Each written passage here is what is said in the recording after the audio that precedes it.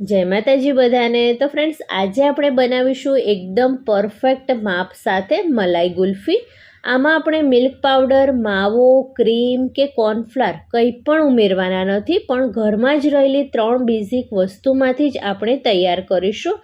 છતાં આપણી કુલ્ફી તદ્દન બજારમાં મળે ને એવી જ તૈયાર થશે. તો ચલો કઈ રીતે બને તે આપણે જોઈ લઈએ. રેસીપી સારી લાગે તો પ્લીઝ વિડીયોને લાઈક કરીને ચેનલને સબસ્ક્રાઈબ કરવાનું જરાય ના ભૂલતા. તો અહીં મેં 1 લીટર ફૂલ ફેટ દૂધ લીધું છે અને પહેલાં આપણે દૂધને એક તપેલીમાં કાઢી લઈશું. આ સાથે કુલ્ફી બનાવવા માટે ટોટલ 8 ચમચી ખાંડ લેવાની છે.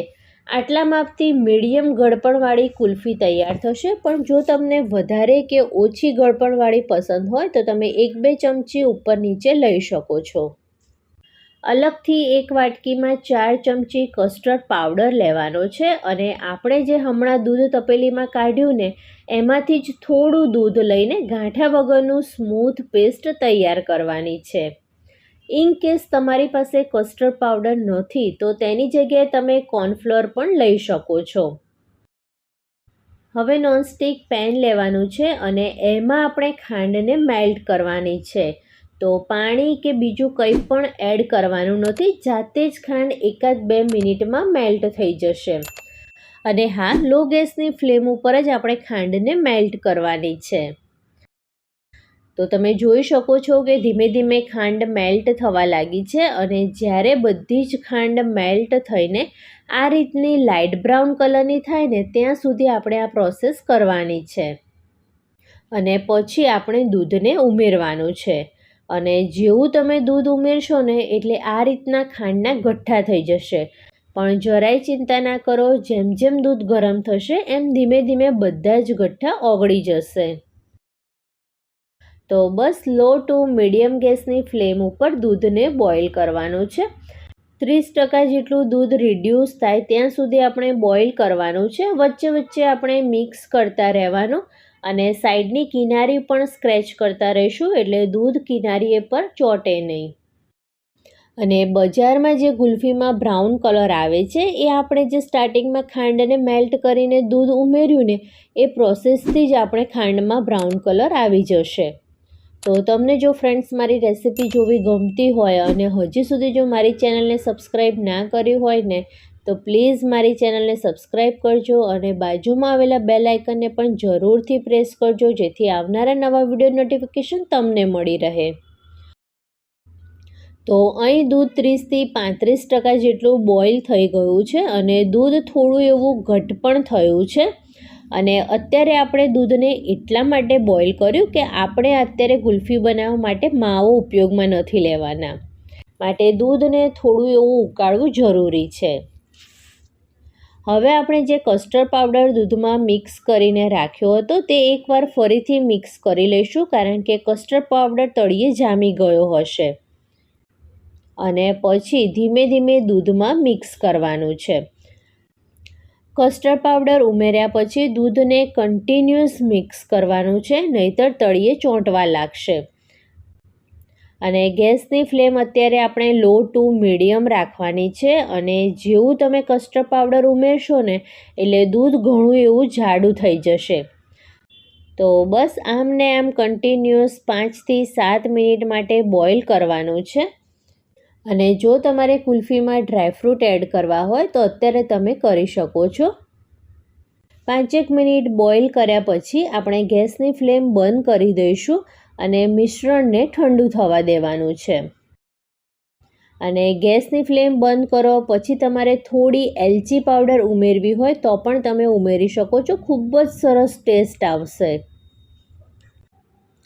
અડધો 1 કલાક જેવું થયું છે અને મિશ્રણ એકદમ ઠંડુ થઈ ગયું છે.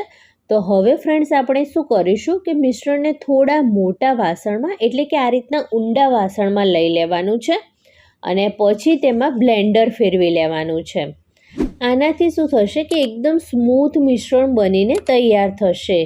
બહુ નહીં પણ 1-8 મિનિટ માટે બ્લેન્ડર ફેરવી લેવાનું છે. તો અહીં આપણું કુલ્ફીનું એકદમ સ્મૂથ મિશ્રણ બનીને તૈયાર છે. બસ હવે મોલ્ડમાં આપણે સેટ કરવા માટે મૂકી દઈશું. તો અત્યારે હું આ રીતના પેપર ગ્લાસમાં ગુલ્ફીને સેટ કરવા મૂકું છું.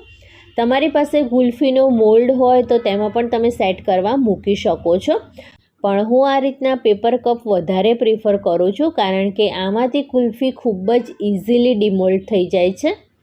તો બસ અહીં 3 ગ્લાસ આપણે આખા ભરીશું, જેનાથી આપણે ગુલ્ફી રોલ તૈયાર કરીશું, અને બીજા 3 ગ્લાસ આપણે અડધા ભરવાના છે, જેનાથી આપણે સ્ટીકવાળી ગુલ્ફી તૈયાર કરીશું.